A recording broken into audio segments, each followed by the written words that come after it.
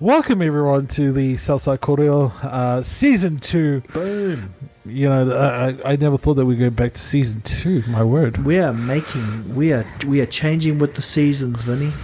Do you think anyone knows who I am around these parts? I think you need to have a proper introduction. You only been on one episode. I'm just going to say that. Guest host Will is now co-host with Vin. Yay! And, so kia ora na. Welcome everybody. This is awesome. Yeah, I come back from a hiatus. I went on a holiday trip out to the islands. Got a nice tan. I came back ready for season 2. We are very pumped, even though we're sitting in chairs and we're behaving ourselves. We are very pumped to be bringing you this new season of Southside Korero, eh, bro? Absolutely. You're pumped because you got a co-host. Yeah, no, I'm happy. I don't have to run solo like in. I'm going to have an insert placement of We Otara podcast. Editor Will, just put the logo underneath right here. It'll be great. I'm the editor Will.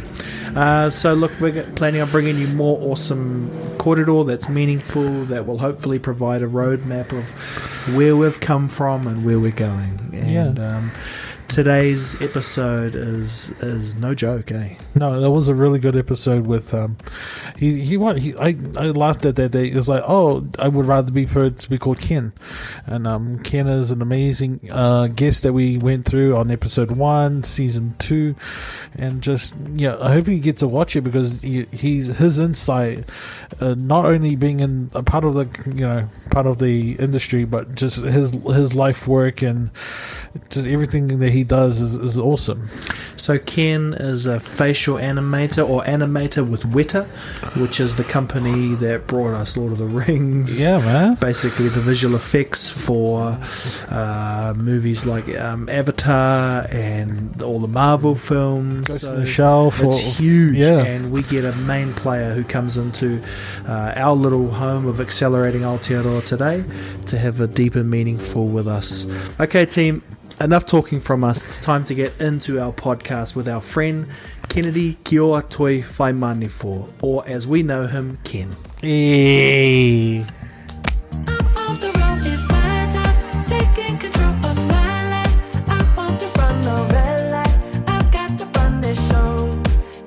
Vinny and I have been workshopping. Have you ever heard of a rolling start, bro? You know what a rolling start is? It's a podcast technique which you just start having hardcore small talk. Oh yeah, that's the so one.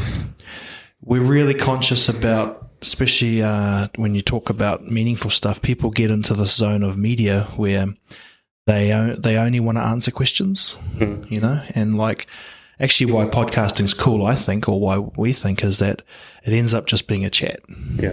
So I like that. This is my attempt at a rolling start. Oh no, I mean, I wanted to let you go with it because literally I was just like, oh man, Will's on his roll again. Good old rolling start. Eh? I like that. It's a new technique for me too, bro.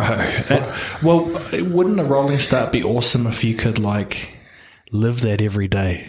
No, absolutely. Waking up and you're like, man, I'm on a rolling start instead of what it currently is where I've got to be somewhere. I got a 7 o'clock appointment somewhere. No, I've just got to roll up. I reckon that's what causes stress, This anxiety about you're always late. You can't ever be early enough. Does it feel like that in your media industry, bro? 100%. Yeah, even today. I like the idea of the rolling start, going over to the spa and the sauna today and just start chatting to someone. So here's my days. This is a better way to start, actually, rather than off my computer and taking your breathing techniques and getting ready. It actually worked out better. But it's definitely definitely very scheduled type of work, I guess. Being efficient and trying to be proficient with your time. It's always a juggle. I guess too we can kind of go deep into your history and maybe at the beginning we will outline a little bit about what you do, but just back on that rolling start for a second, I find it fascinating that our ancestors were probably more like what we just described.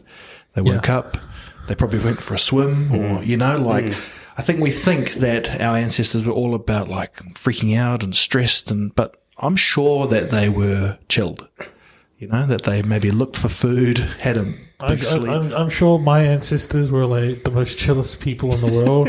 They'd like literally like, I'm going to go hunt, I'm going to go fish, and then probably like the next few hours going to take the biggest nap ever and then cook food because grandma's probably yelling at them about it. I like that idea. It sounds like the best day actually. Yeah. In many ways, I think if we could design our ideal day, it's probably going right back to our ancestors' way of living, really, and then just throw work in amongst that, as opposed to our work driving the day, and just trying to find those little moments in our day to do those things that feel good. It's weird to be talking about this kind of stuff in the environment we live in, eh? We're not even out of COVID. No, it's full on, eh?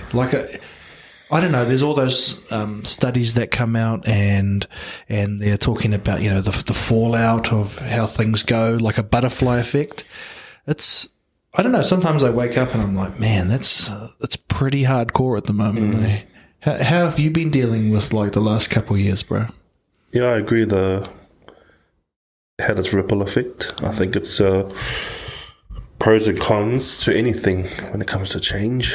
I think the change that it's done, though, has benefited maybe families a little bit more, just a little bit maybe, to allow us to be home more often. Yeah. Especially in my line of work, if you imagine a 50-hour day not at home, a 50-hour day being home, so you're maybe present a little bit more within that 50 hours. So it means that our families benefit. People do not only see us at bedtime or sleep time. It'd definitely be like that, though. Coming post, even pre-COVID, I would wake up, do council work, come back home. But then that whole time gap that you've been working, you missed out everything that's at home because mum might have done something or dad done something, And then when you come back home, you're too tired or you're too knackered to interact even with mum and dad. And you go, oh, yeah, how was your day? Cool. All right, bye. And that's it. But when COVID hit, it allowed me to connect with not only my father and my mother. They'll be like, oh, this is what they do every morning. Oh, cool. The garden work and whatnot. And then it gives you time to actually, at this point at home, what can I do at home now? What can I fill in my hours? And half the time it's just me trying to connect with me at the end of the day. And we had that early conversation, right? Is connecting with yourself. So exactly. But if you can, because one of the observations and chats I had with people is I found it really hard not to be in that grind, even if at home. And, you'd get these communications like, oh, just slow and relax. But like we're all in our working years. We've been built to go, to always show people that we've got more than 110%.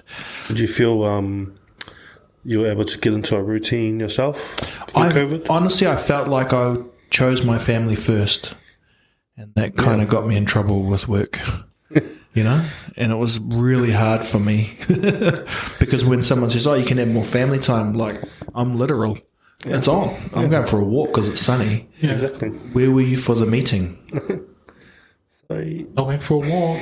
Hello, you told me to go for one. I mean, that's why I'm pushing so hard for this stuff, because I want this to be what it is. It's work for Vinny and I today, and I want us to get used to, like, we hung out with someone new. Yeah. We connected. That was work. Yeah. And it could be that, all the big dreams of where you plant those seeds, maybe there's something cool to do down the line, but where does it start? I don't know. I can imagine us, in another generations, we were planting something together, or your mahi could actually take place in a variety of places, right? You can literally go have a chat at a cafe, and if you had to record it then that's what you have to do. But it sounds like a good way of working, right? You take your work wherever you want it to be. Yeah. And I think that's the world I like the sound of, because if my kids are old enough and I want to say go live somewhere else, it means that, we have the opportunity to, ideally next to a beach where it's sunny, and I could just do maybe 4 hours a day. Yeah, man. I mean, that's the dream, right? Is to do less work but enjoy life as much as possible, right? And reap the benefits of it. And I think that's where I probably fall. It's like a double-edged sword, right? Because I love what I do. Everything about it, even the busyness probably sometimes, maybe a little bit addicted to it. That's probably why it's happening. But on the other end of it, it's like, okay, if I could swap out some of this time, that'd be awesome. But wait a minute, I still love doing this work, So, for me, this type of work being maybe having some flexibility is probably a nice thing. Having the flexibility to do a 4-day week, those kind of things sound like they sort of help out our warua. What are the most common, like we did a bit of a Google, we don't research our guests, but we watched a couple of the interviews that are around online. What's the most common questions you get about your line of work? I don't know. I don't tend to remember questions. I just like to tala noa and korero around the different spaces that I occupy. But I guess the main thing being, what is manatua and what it is I do for a living. Is it hard to explain depending on who you're talking to? Like, do you have folks in your family who are there, like, what do they call you? Ken does stuff that's creative. Just the general. And it's actually true now, because if I can't really pinpoint it anymore, I don't expect them to anymore. Once was an animator, now an animator again. But wait, he doesn't do bodies, he does faces. But then he does bodies in these other projects. And wait, he said as a graphic designer, runs his own business. He said he's just starting a football club too. What's going on? Like, Ken's starting a football club. Okay. Oh, he's also got clothing line. What's going, like, what is he? Anything that involves digital creative work, I live in amongst it.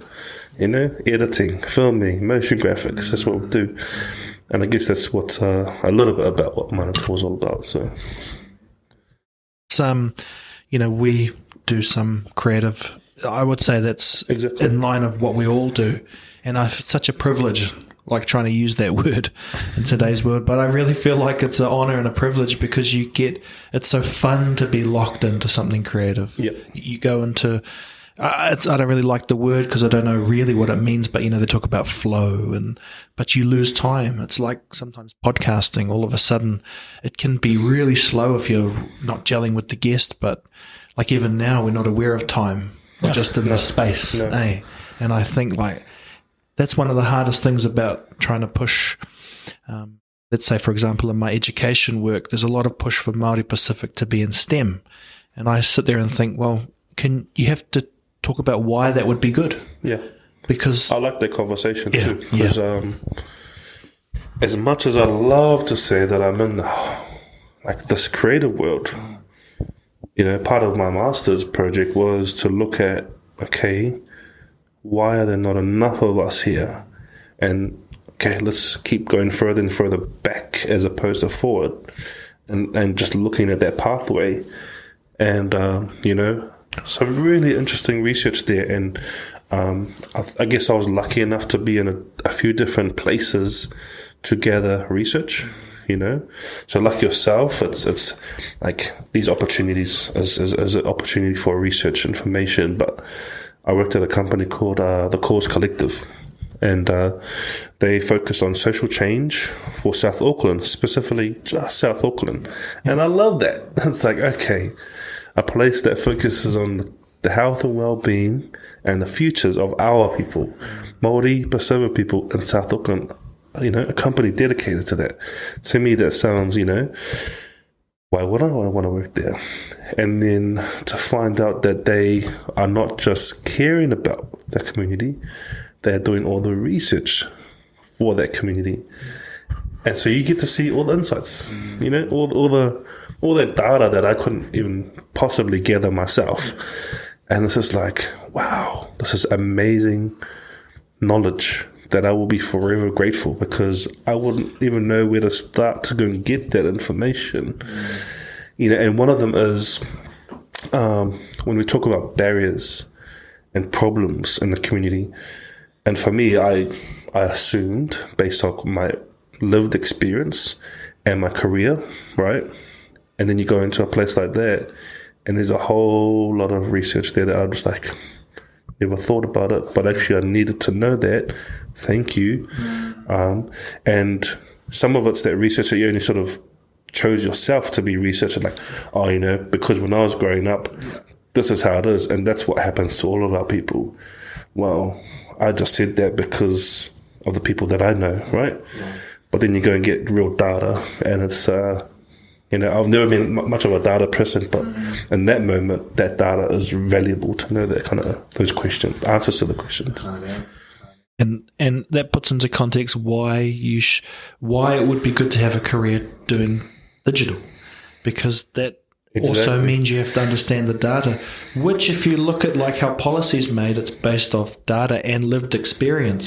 So who's mining the lived experience to match their data sets, right? Yeah. And it's definitely not the community. Yeah. Well, not enough, so it's, it's... Oh man, I could talk about it for days.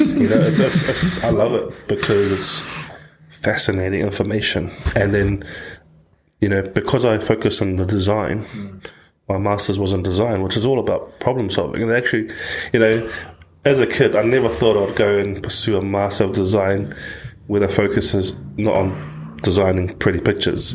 The focus is designing things based on user experiences.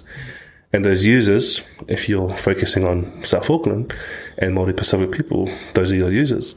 So we're going to get that information from. That's where the value starts to become, because then everything's driven. It's all driven by data. It's all driven by experience, not just data, but lived experiences, and then the people.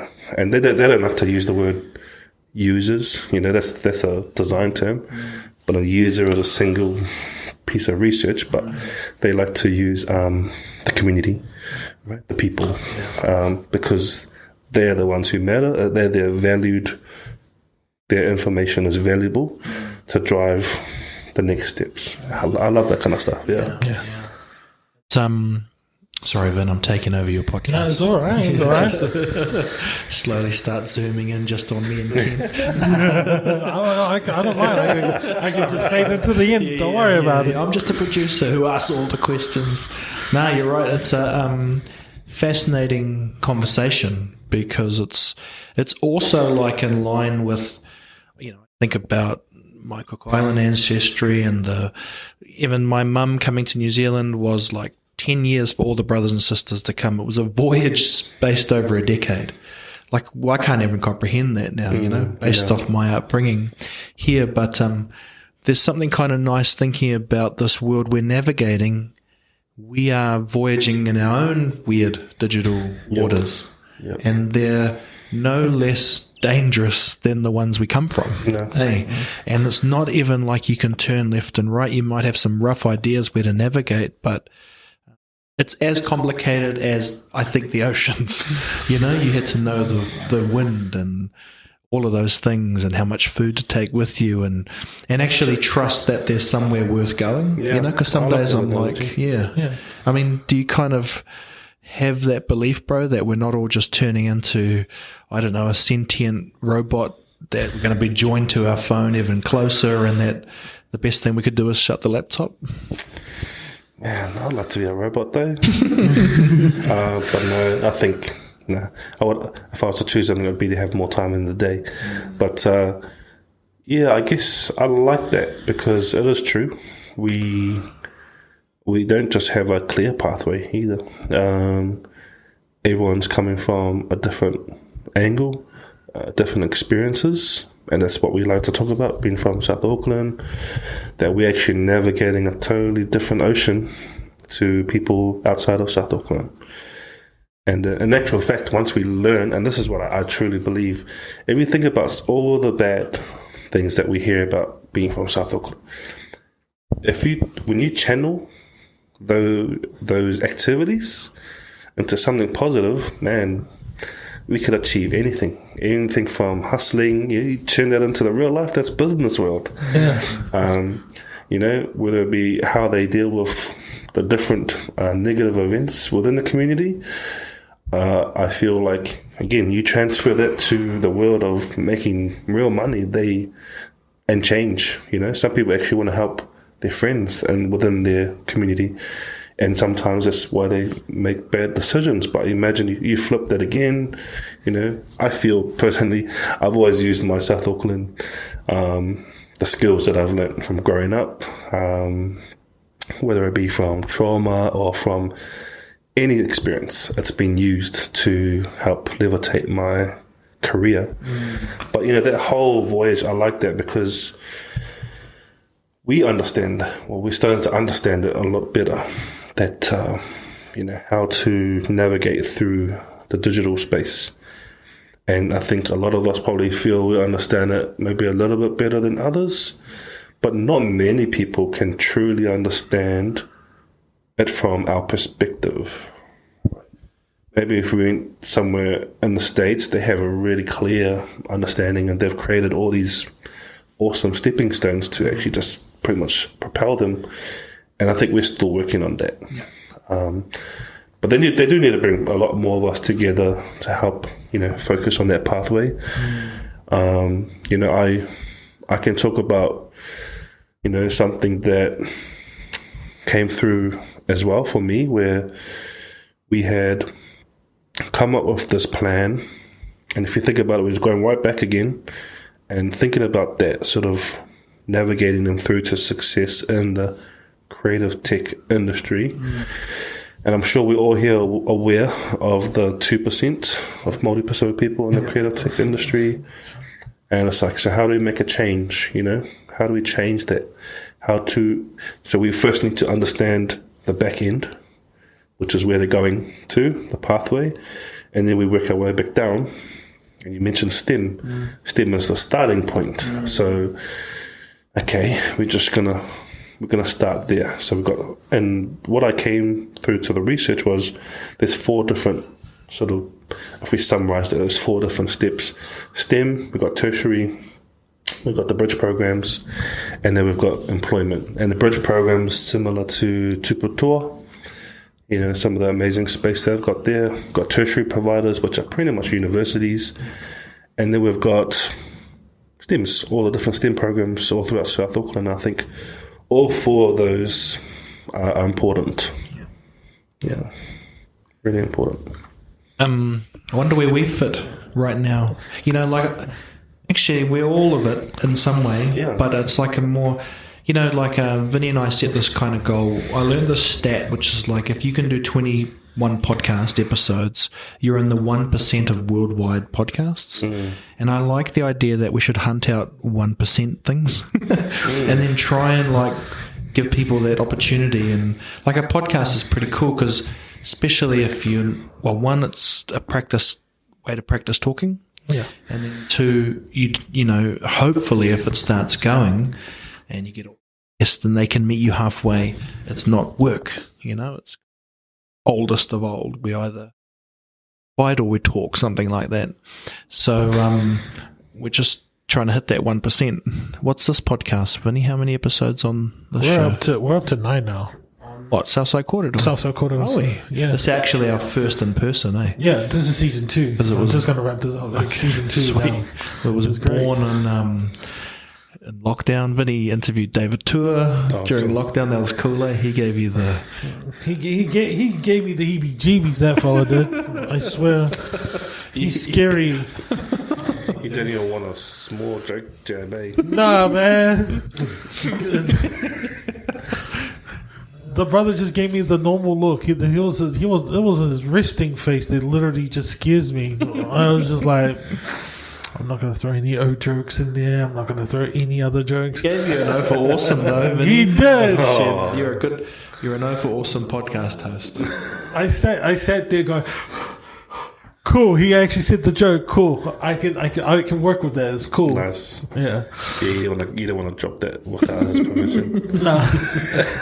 It's a bit like us kicking straight off with you with something like Avatar or something, because we've been fanboying hard trying to work out how do we talk about what was the one you wanted to talk about. I was going to ask you about Ghost in the Shell since Weta did a lot of Ghost in the Shell, but I actually did some research. I did some research. Kung Fu Panda's pretty cool as well.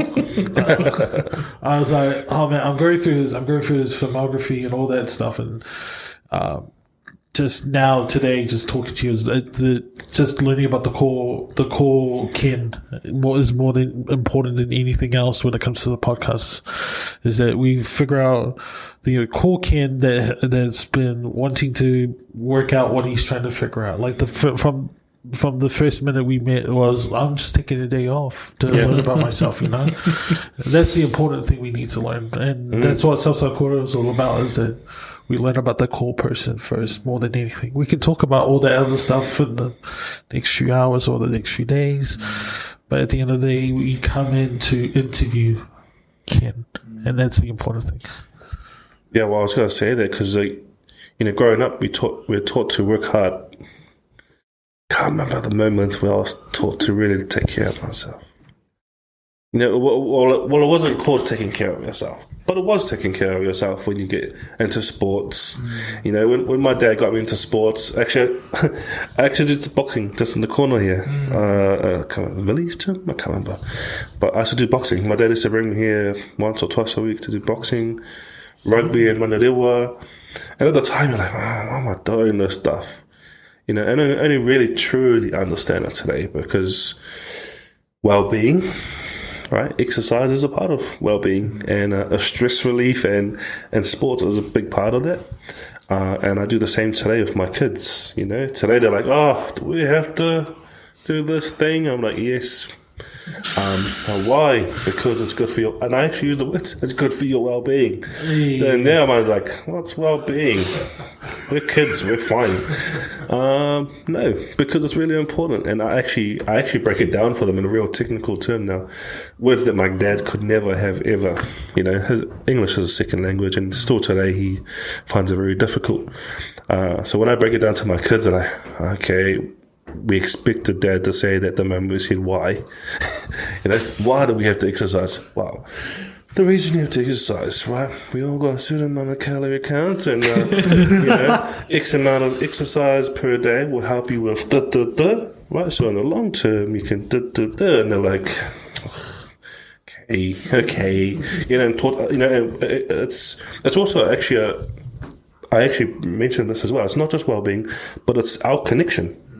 So this morning, for example, I had a day off, right? I said to my kids, I'm going to walk you guys to the train. Awesome. And between us, we understand why it's important for me to do something small like that.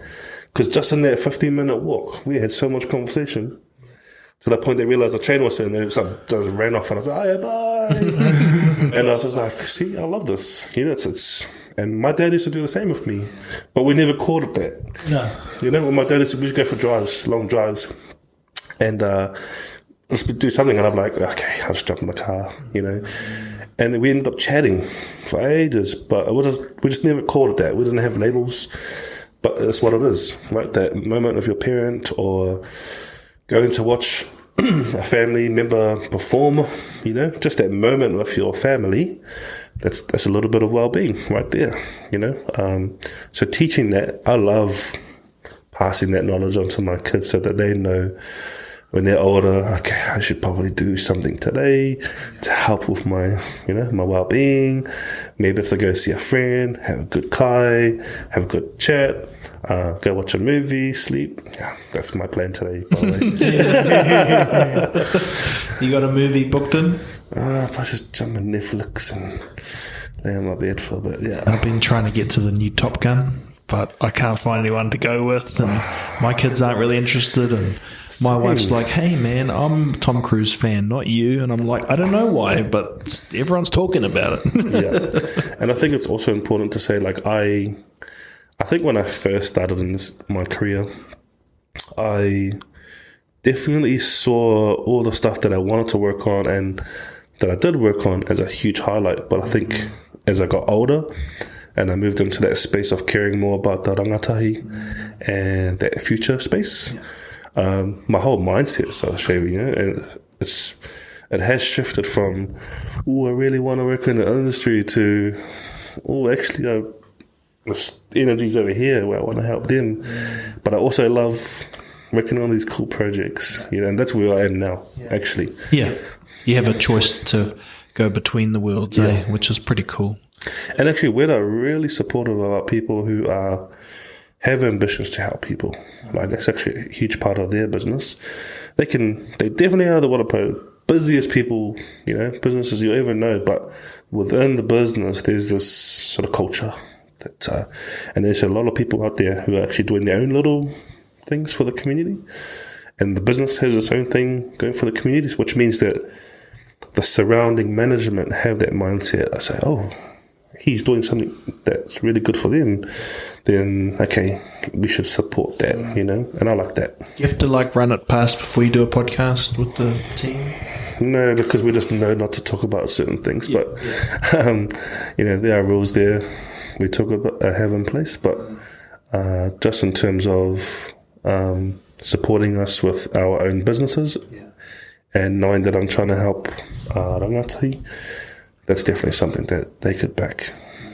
It's cool, eh? That's what we want to hear. Because, those looking on the outside in just see the name Weta, eh? Yeah. And it's such a massive name, but it means more than its original name now, eh? Of the little creature, And I actually feel like I can defend Weta in a really respectful way now, because I've seen the negatives that some people have talked about, but I've also seen the positive that it's had impact on people's lives. So, it's something that I respect them for that. So, yeah. For, maybe a parent who might be listening or watching, or even a youngster, and they're like, man, that sounds awesome, I want to get into that. Do you have kind of some general navigation tips for people who, wish to have everyone's telling them don't go and use your mind, you're creative. Maybe asking yourself if you're creative is a good first step or something. 100%. I think it's, like you said, that water, especially from that end. And we can. I feel like we can all say it, and we are on this end, employment end, the working end of being creative, getting money for it. But from this end, especially without the knowledge or the experience, that we, they don't understand it. So maybe they feel like it's hard for them. I was actually talking to the guy in the spa today about this exact thing, and he's talking about the journey, and he said his son was creative, but he didn't know the pathway, and no one in the family understood it. So it's like an uncharted water. So why would we support him going into the wild in that direction somewhere? Yeah. When we don't know it, he doesn't know it. It's really uncomfortable. So I was really, to me, it sort of solidified a lot of the research that I found around. It's very hard for our people in our community to say to our children, go in that direction, and they don't understand it. And my dad didn't understand it, but the difference was that I had a bit of I guess you could say I was naive. I was naive and blind to say that's my goal, and I can't actually see it, and I'm looking outside, but I'm going that way, and didn't matter what anyone said. I actually had this target, and I had a lot of barriers. Right, I wasn't the smartest in school. Definitely was not the fastest or best in study, but I had something different to everyone else. I was from South Auckland. I had the grind. I had that voice in my head from the teacher who said, you're not going to get nowhere with this. So, well, I'm still going. if I knew that everyone in my class put in 4 hours into study, because the class starts at 9, finishes at whatever, then they go home and play games. Okay, I know I'm not the fastest learner, so I'm going to put in double, triple time to meet that same standard. And that was the mentality I had. I guess I had my dad's voice, going, hey, you always work harder than everyone else. If you want to succeed, you work harder. And it's like that same analogy to in the gym. If you got that guy who's like a gym buff who he spends a huge part of his day committed to his craft. It's actually no different. But then the hard part, now that I'm in the industry, it's like now I got to peel back that a little bit. Yeah. I should be, rather than going, oh, I need to put in an extra 4 hours. So be the same as everyone else. No, really, it's like you're probably going to peak, and then you probably need to come back down a bit and try find a good level to balance life with. Absolutely. Whereas in the beginning, just go hard, work hard. Yeah, so that's awesome.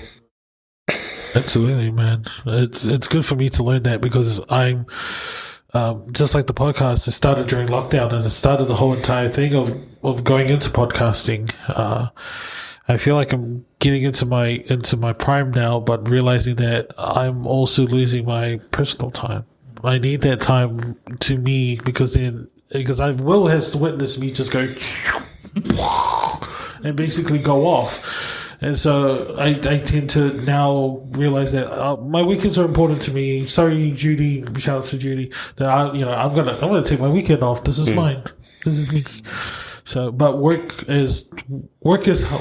smarter, work harder is ultimate for me at the end of the day. Well, and I'm always kind of like trying to guide you to like observe what bits feel really good when you're doing it. Like I really love podcasts, which is why I spent all of the last 10 years trying to work out where do I fit in that space. Yeah. But that's not it. I think it's quite logical. We're all gifted with something. And it's like part of the challenge of all of the generations to help you just get a little bit of time to think about that. Show you a few opportunities and then say, do you like that? And for you to like take that plunge to say, yeah, I really like that. It's worth staying up really late for. Yeah. And I think there's not many opportunities to make those mistakes, because if you've got that mindset, work hard, and you just went into your first year of study, what's your mindset? Don't quit. Yeah. Keep going right to the end. And remember, I was a lecturer for 7 years, and I taught the third year, basically trying to help them get into where I am now. The problem being, they get to the third year, they graduate, and they go, nah, I don't want to do this anymore. You just dedicated, and you were really talented. Yeah. You dedicated 3 years now. Yeah, it wasn't what I thought it would be.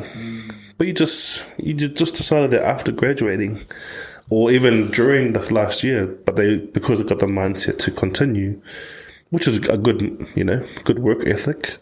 There's that issue there of going, actually, this is harder than I thought.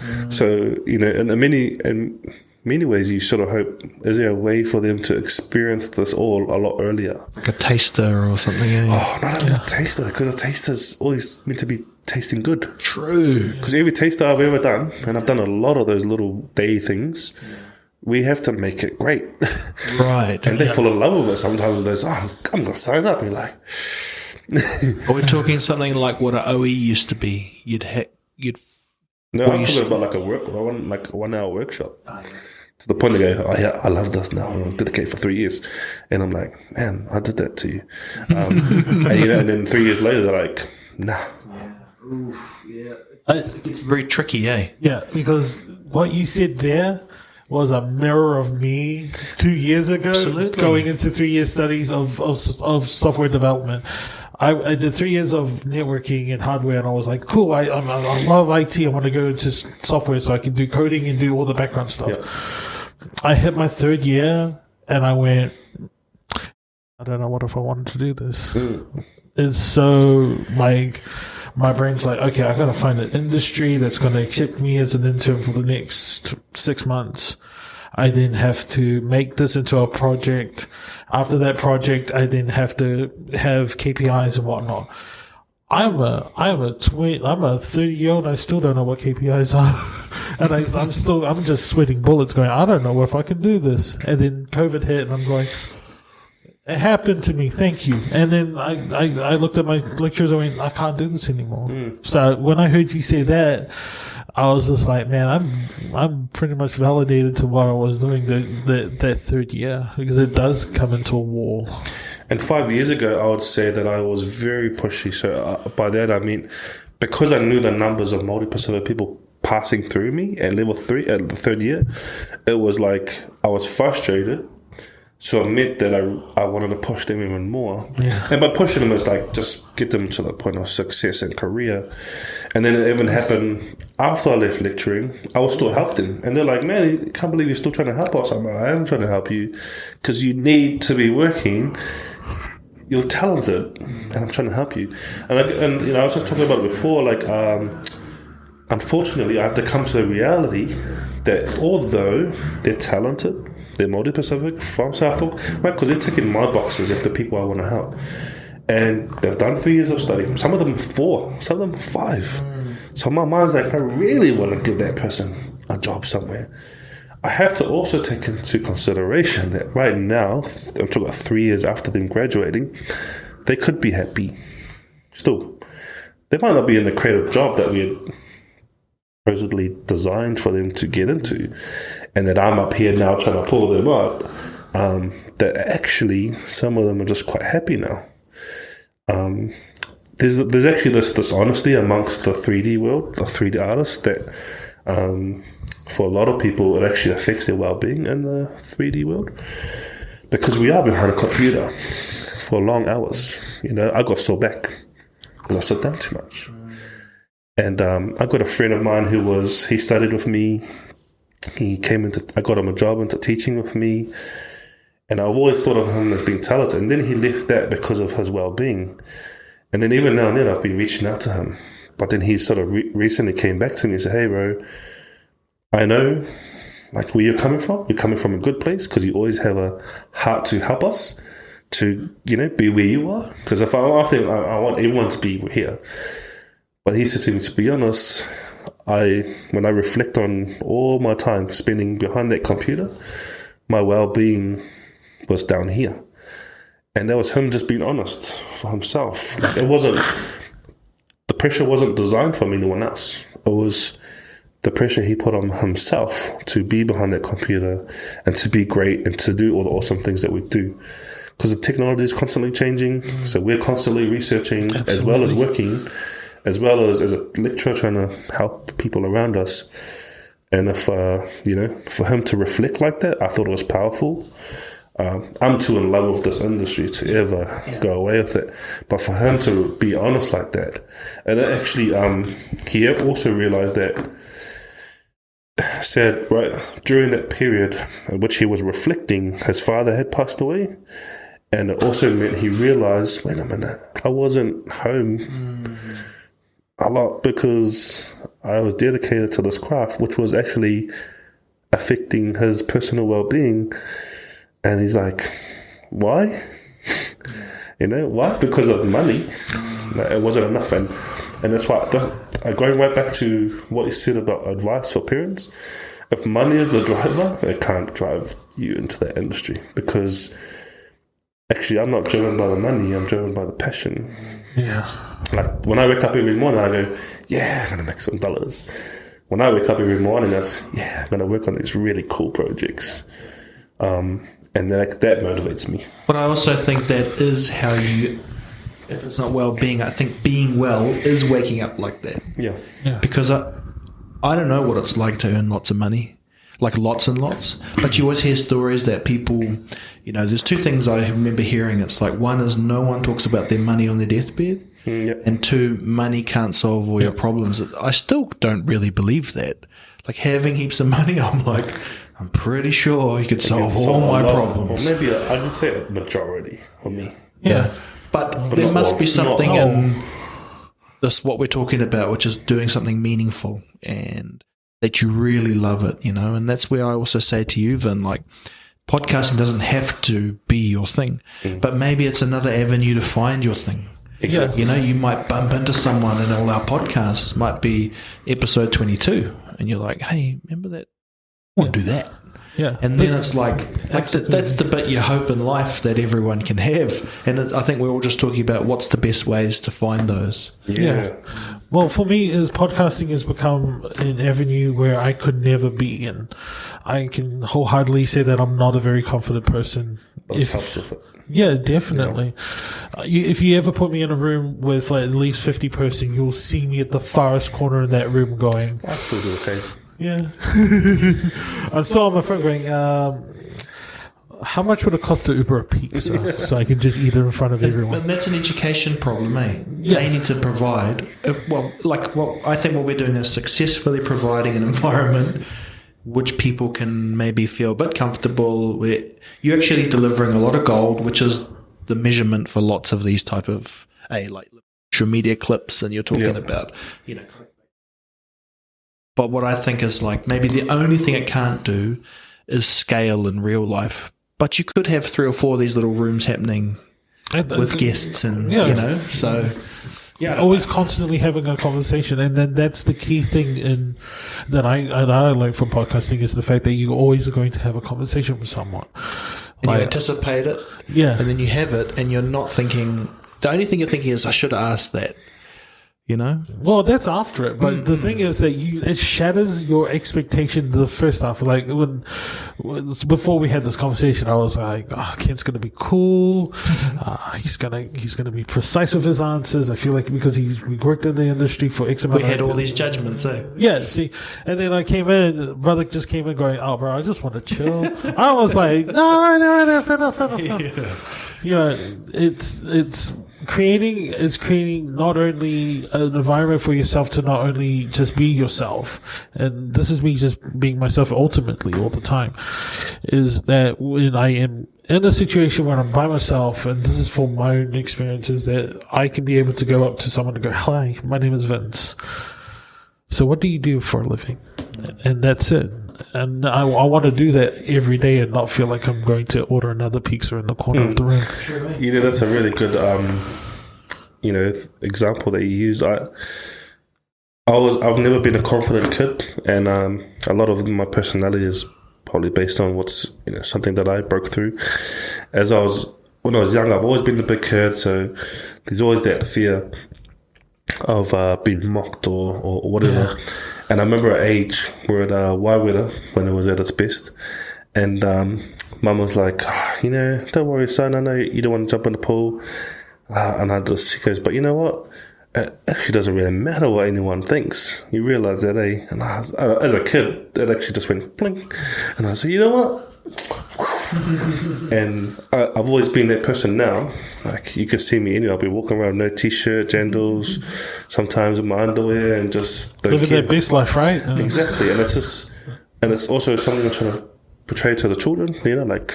My dad's actually the biggest person around, but damn, you will see him rocking no t-shirt and undies and jandals up to the mailbox, and he don't care. And that just came with time, and still today, I have my moments where, like you said, when I'm in a big room of people, I think, too much. Time to curl up and be an introvert.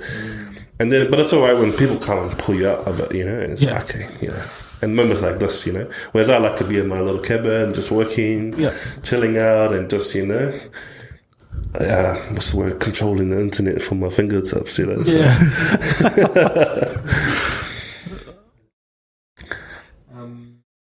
What were we thinking about asking, Vin, as we land this plane? You can ask questions about the projects. I wouldn't say anything that was going to get me in trouble. Have you seen, is the new Avatar ready to rock? Have you seen do you guys get to watch the whole lot? No, but I'll be working on it. So I actually got to start on it way back in 2017. Wow. And I'm actually quite excited to work on it again because I'll be working it from 2 different departments over a 5 year span. So, but no, I've just, so we're just wrapping up, finishing up on a She-Hulk. So, attorney at law, right? Is that? Yeah, so that's the one that brought me out of my shell again to come and work for Weta. Yeah. I was working at the Cause Collective before that. And I heard that opportunity, And so for me, childhood stuff, cling, cling, cling again. Childhood dreams, Disney, Marvel. Yep. That's always been on my bucket list. So you automatically get me. It's like Disney, Marvel, I'll be there. Yeah. I'm gonna pull out the obvious question. What is your Marvel hero? What's my Marvel hero? And a villain. A villain. Oh, Thanos. Hey, why would it be Thanos? I think he just, I don't know. I could probably see my father in him a little bit. Real authoritative figure.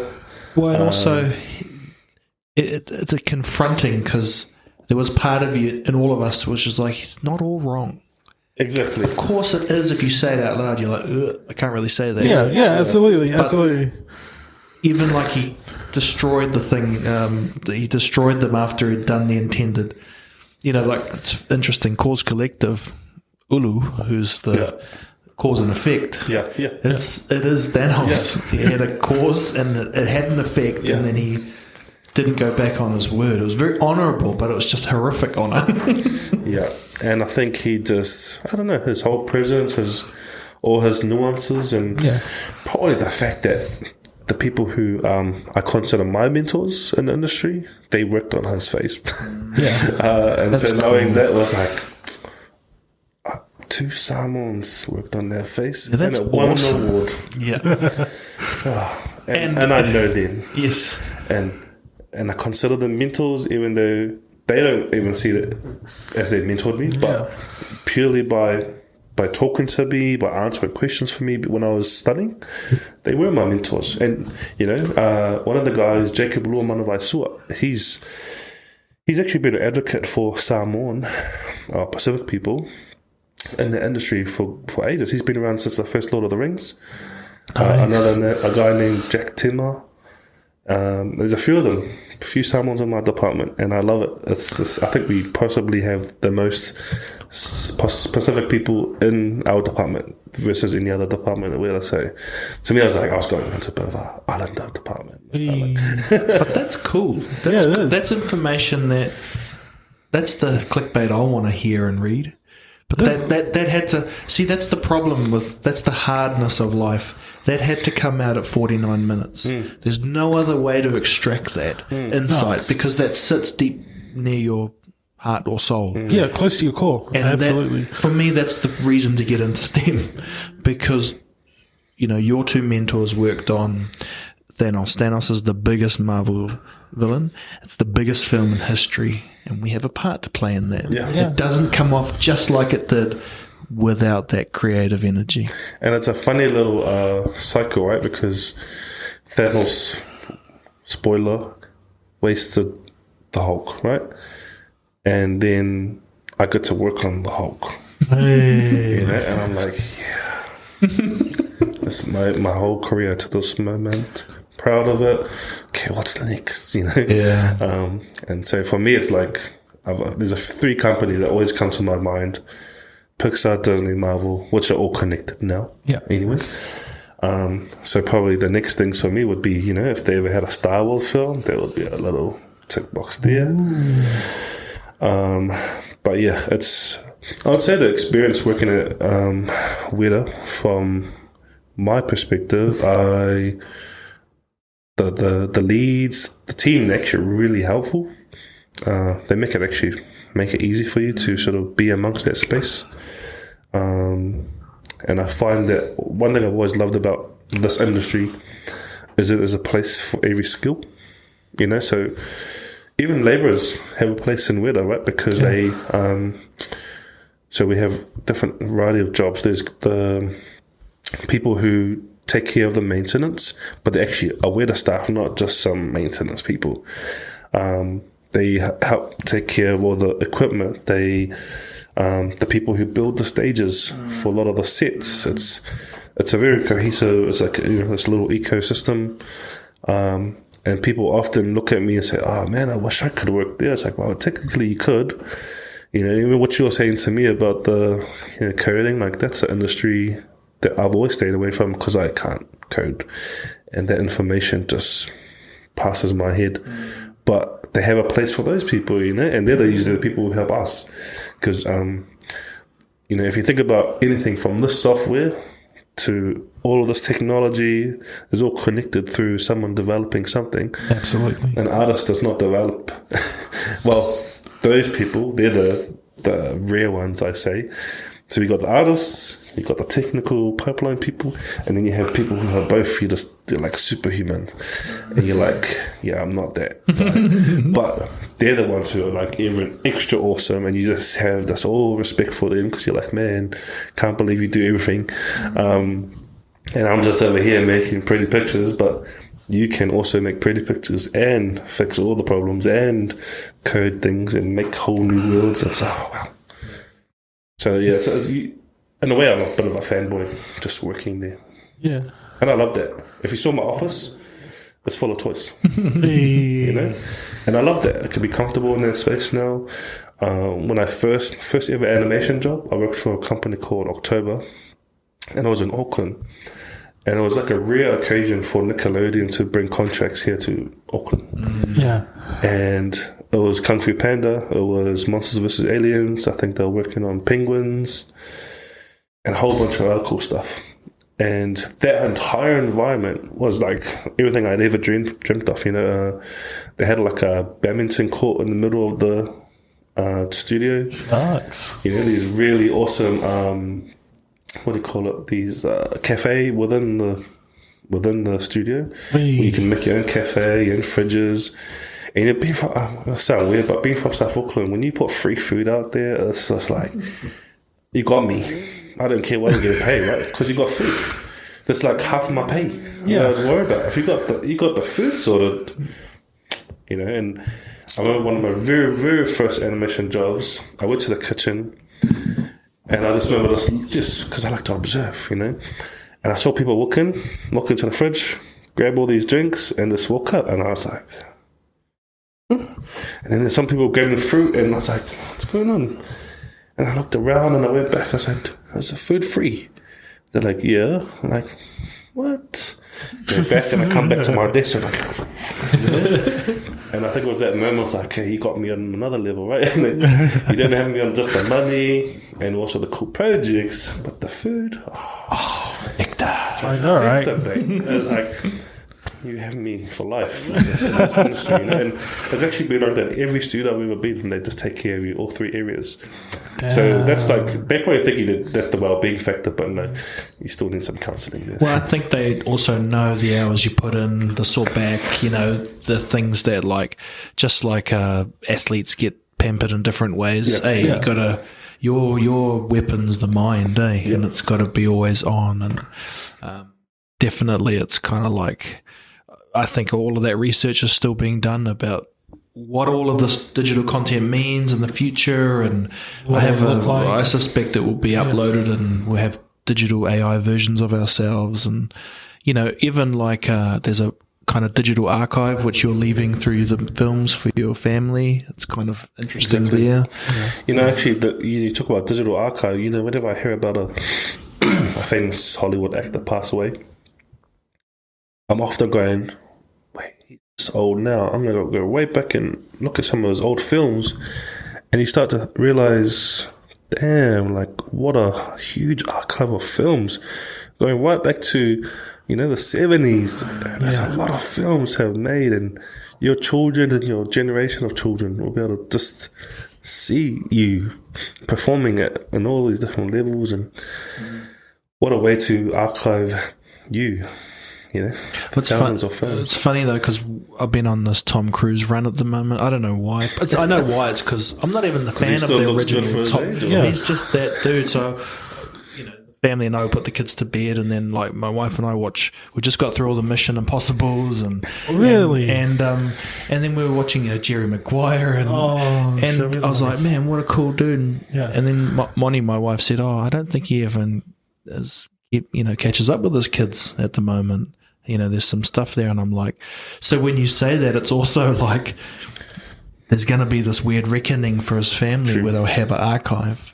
Or if they don't have any interest interested at all. Yeah, but they get to see him in this environment. Yeah. I think about that through my podcast career. My kids hopefully will go back and have a listen, and they'll be like, oh, that was when he wasn't grumpy at me for not brushing my teeth, or, there's a whole different version of us too, which comes through here. Absolutely. So. It reminds me of one of my favorite comedians of all time. His name is Don Rickles. Don Rickles did the voice for Mr. Potato Head. And they didn't need him to record anything. They just gave him about 2 days worth of lines, and they went, okay, even if he passes on, we'll just use the lines that we got. Wow. Yeah. So he did over 1,000 lines, and the best thing about it was that, like you said, you look back at the timeline when he started his career. He started off in the early 60s, early 70s. He hang out with like the Rat Pack, so that's like Sinatra and all those guys.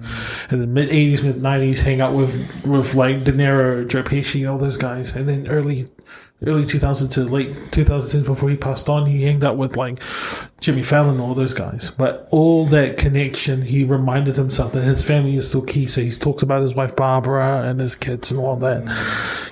It's going back to that balance. So even at his older age, he was going back to like Vegas to do shows and whatnot. But he always brought his family with him. So it was a cool thing about it. You think about that space, and you think about it. All our success in our careers, our children don't necessarily see our career as our highlight.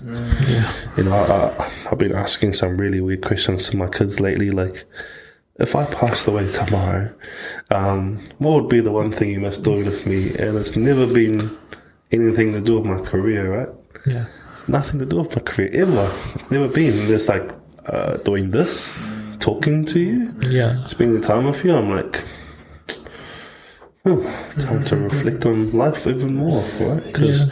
And that's one of the reasons I dedicate myself to a little bit of well-being every now and then, because it's so that I'm obviously attuned to my career, but attuned to them too.